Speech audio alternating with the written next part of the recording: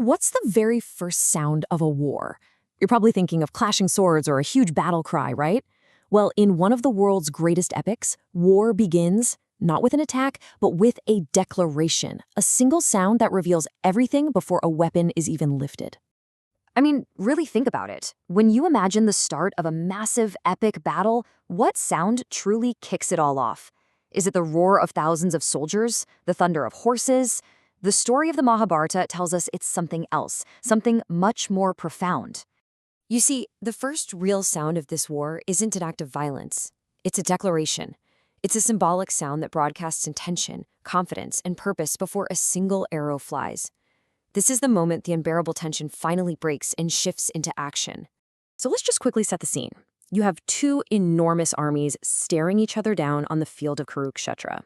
The warriors are ready. The stakes couldn't be higher.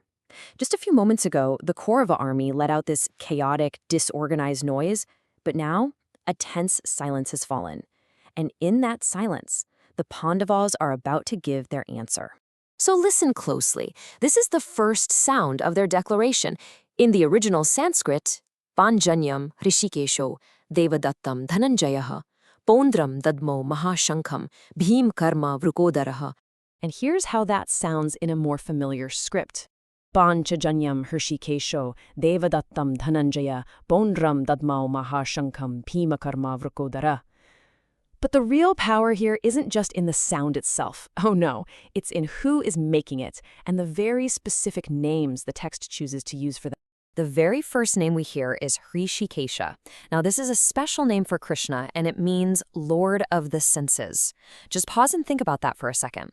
The verse is deliberately telling us that the one who starts this whole thing, he's in complete control, guided by pure wisdom, not by raw, chaotic emotion. Next up, dhanañjayaḥ, which means the winner of wealth. And this, of course, is Arjuna. Using this name isn't an accident. It's a powerful reminder to everyone listening, friend and foe, of his incredible track record as a victorious, unconquerable warrior. It's a total psychological power move.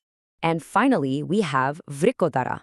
This is Bhima, and his name means wolf-bellied. Now, this isn't just about his famous appetite. It speaks to the immense inner fire that fuels his almost superhuman Herculean strength. The name itself is a promise of the devastating power he's about to unleash. And get this, the instruments they're using are just as legendary as their names. Krishna's conch, the pāñcajanyaṁ, is said to echo the sound of creation itself. Arjuna's, the devadattaṁ, is literally a gift from the gods. And Bhima's pauṇḍraṁ is this massive, terrifying shell. Each one is a symbol of divine approval and righteous authority. So you see the contrast, right? The Kauravas, earlier made what the text calls a tumultuous uproar. It was chaotic noise born from ego and designed to create fear. The Pandava sound, though, it's the complete opposite.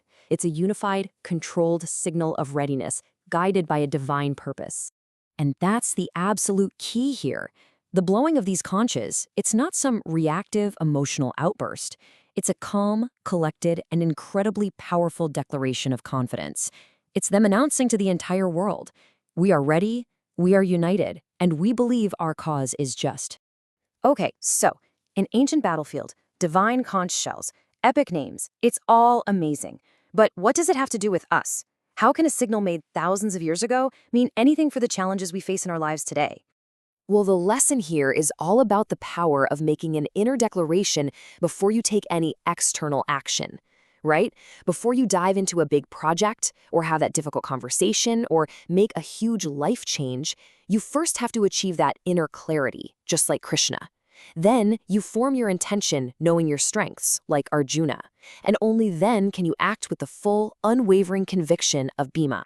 So at the end of the day, the sound of the conch isn't really about outer aggression at all. It's a symbol of inner alignment.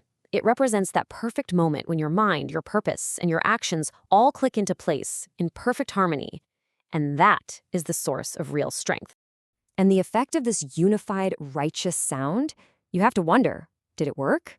Well, the very next verse tells us exactly what happened. It says the sound reverberated through heaven and earth and shattered the hearts of your sons, the opposing army. Absolutely shattered them. So yeah, that single unified declaration had a devastating psychological impact. Join us next time as we explore exactly how the battlefield responded to this first decisive sound of war. You're not going to want to miss it.